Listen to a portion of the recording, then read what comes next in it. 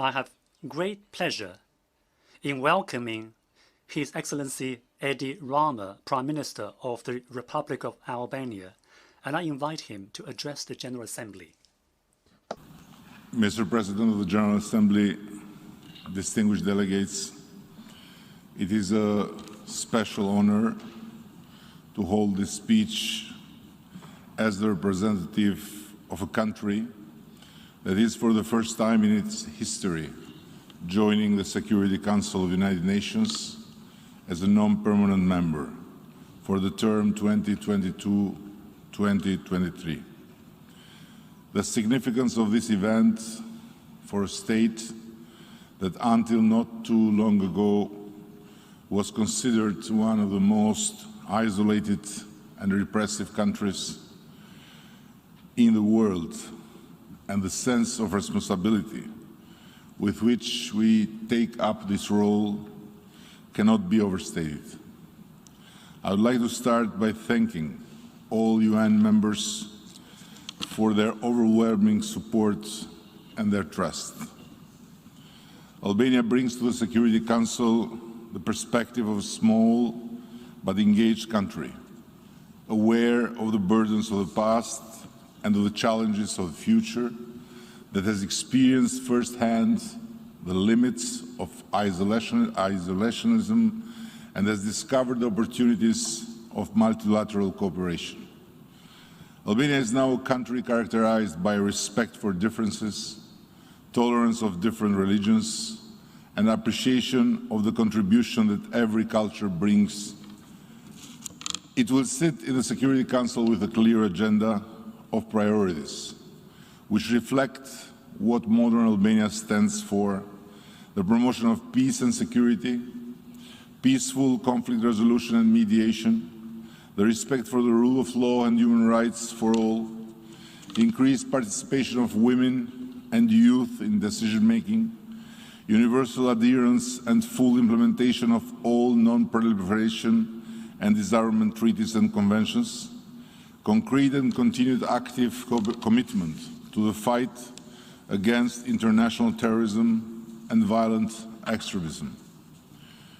It is a special pleasure to return physically in this great house of peace and be able to share our thoughts on today's world, including my country's effort in facing one of the biggest shared challenges, the ongoing COVID-19 pandemic, which for more than 18 months has inflicted terrible pain everywhere. Like every other corner of the world, Albania has suffered from this devastating scourge. To this day, more than half of the Albanian population is vaccinated, and we expect to have the whole recommended population fully vaccinated during the next 10 months. One of the big lessons of this tragedy is that no country can face it alone, and we know now no one will be safe until everyone is. As we have seen far too often, without cooperation, solidarity, and joint actions, the price we pay, individually and collectively, will only be higher. This is why at the height of the COVID crisis last year, dozens of Albanian doctors and nurses went to Italy to help their colleagues in the Lombardy region.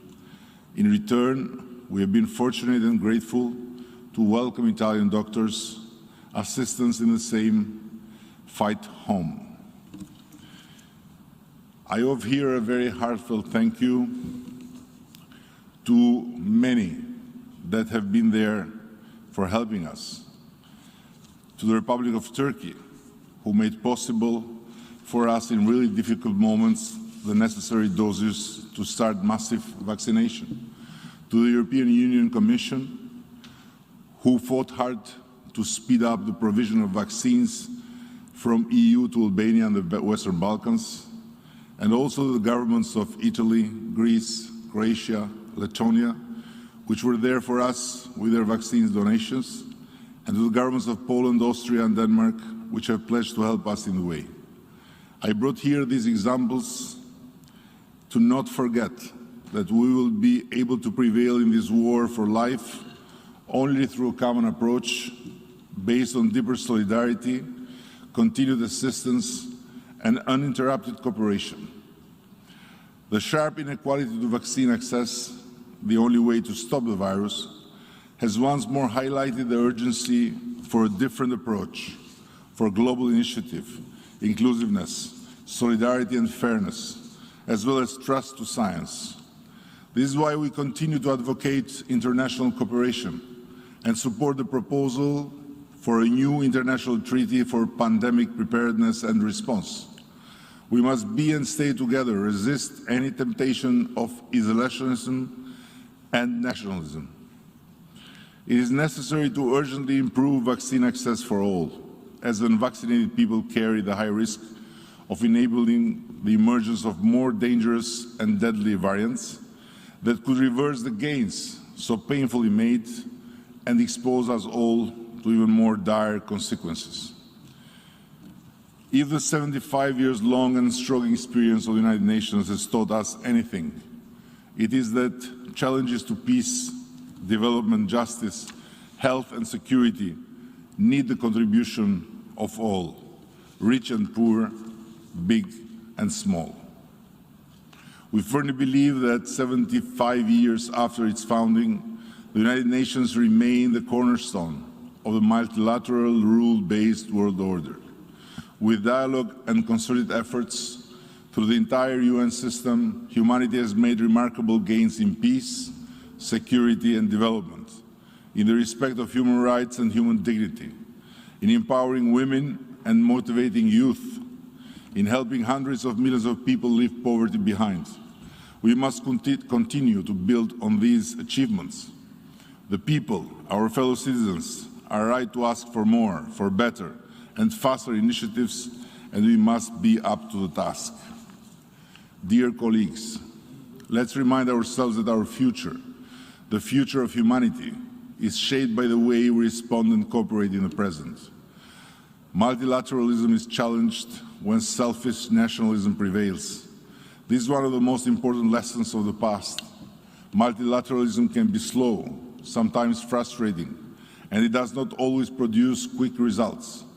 But a world without shared rules, obligations, and multilateral institutions is a nightmare we know all too well. Therefore, we cannot afford to lose faith in the multilateral system. We must work to reform it, not to undermine it, and certainly not abandon it. We share UN Secretary General's concerns in his report on our common agenda, and we think that all UN member states have the responsibility to contribute to increasing the functionality of multilateral institutions and mechanisms in order to make a tangible difference to people's lives. It is exactly in this spirit that Albania successfully chaired the OSCE in 2020 as part of its continued engagement and efforts to strengthen peace, human rights, cooperation, and equality in the OSCE area. The Ministerial Council of Tirana agreed on several new commitments on combating transnational organized crime, countering corruption, and preventing torture in the OSCE region. Climate change is another key priority in our national agenda. We do not need to have repeated extreme weather events, catastrophic flooding, and unbearable heat waves to understand that the continued loss of biodiversity and the unsustainable use and degradation of ecosystems are causing profound and adverse consequences to millions of people and threatening peace and security. Convinced of the urgency to curb greenhouse gas emissions in line with the Paris Agreement and the 2030 Agenda, as of July 2019, the government of Albania is the first country in the region with an endorsed strategy on climate change and related action plans, with policy objectives and concrete actions to reduce greenhouse emissions. A special law on climate change has been adopted in December 2020. Further, in support of the objectives of the European Union Green Deal, Albania and other Western Balkan countries signed 2 declarations in November 2020. the Western Balkan countries on the green agenda, as well as the creation of a common regional market, which aim at making the economy sustainable and climate neutral by 2050. Albania, as a net clean energy producer, is also actively engaged in doing its part to reduce greenhouse gas emissions by 45% in the next decade and to achieve net zero emissions by 2050. Ladies and gentlemen, the European integration process represents an anchor for Albania's future, and we look forward to the first intergovernmental conference in accordance with the previous decision of the European Council to open accession negotiations with Albania. I've said it in Tirana, in Brussels, and everywhere, and I want to repeat it here. Albania has been ready for a while. It is waiting for the EU to do its part. European integration is a national priority goal. It is a region-wide aspiration and a source of inspiration. In a completely transformed regional context, all 6 Western Balkan countries have agreed to enhance economic cooperation by developing a common regional market based on EU rules and standards. We have entered a new and ambitious phase of cooperation and are also working to concretely implement the 4 EU fundamental freedoms: freedom of movement of people, goods, services and capital through the Open Balkan Initiative.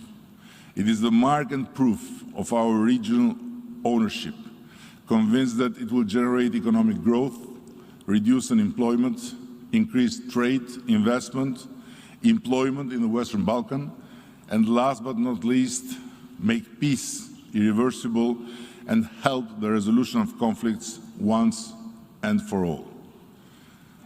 Dear colleagues, the history of the United Nations is one of uninterrupted enlargement. It started with 50 members in San Francisco, and we are now 193. But still, this large assembly is not and will not be complete without one of the states of our region, the Republic of Kosovo. You have heard me more than once here call for the recognition of the independence of Kosovo. It is not an obsession, nor do I mention it just to pay lip service to the cause. It is an invitation to acknowledge the new realities in the heart of Europe, through the Balkan region, where a new state was born with the help of an international community committed to the cause of freedom, human rights, and self-determination. But that work needs to be finished. And I want to reiterate this call, and do so because reality has shown to us, to the Kosovars, to the Serbs, to all Balkan people, to the Europeans, and to everyone anywhere who wants to see it, that an independent, sovereign Kosovo, a reality already 13 years strong, has brought more peace and stability in the region, has contributed to move ahead from the bitter past, and is undeniably part of the common future of the Western Balkans. Albania supports, as the only alternative, the dialogue between Kosovo and Serbia, which should lead to mutual recognition between 2 states, 2 neighbors. Every day without such an agreement is a day lost, a day stolen to the youth in both countries, a day taken off the common future. And I say it in a friendly way, but with absolute conviction. Only wisdom, courage and vision will finally liberate Serbia from the burden of its past. Before concluding, let me say a few words on Afghanistan. It is our duty to do whatever possible not to abandon the Afghan people who find themselves once more in the crossroads, to preserve the undeniable achievements of the last 2 decades, prevent and resist any return to the age of darkness the world has seen before. As dramatic events were unfolding in front of our eyes, we could not stand idle. Despite limited capacities for receiving immigrants, but with unconditioned humanitarianism, we opened our doors to Afghan refugees.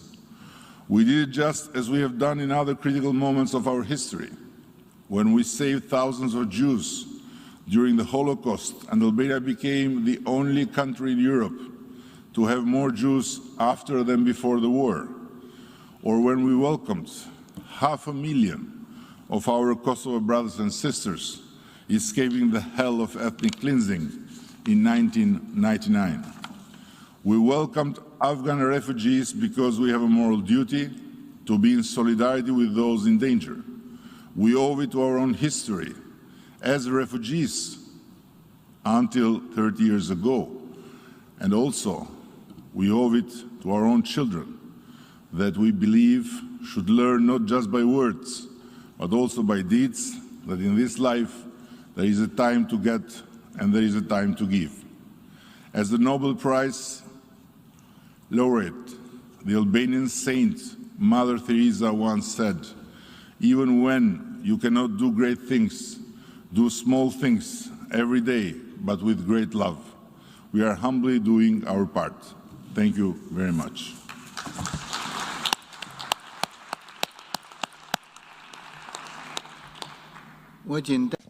On behalf of the General Assembly, I wish to thank the Prime Minister of the Republic of Albania for the statement just made, and I request the protocol to escort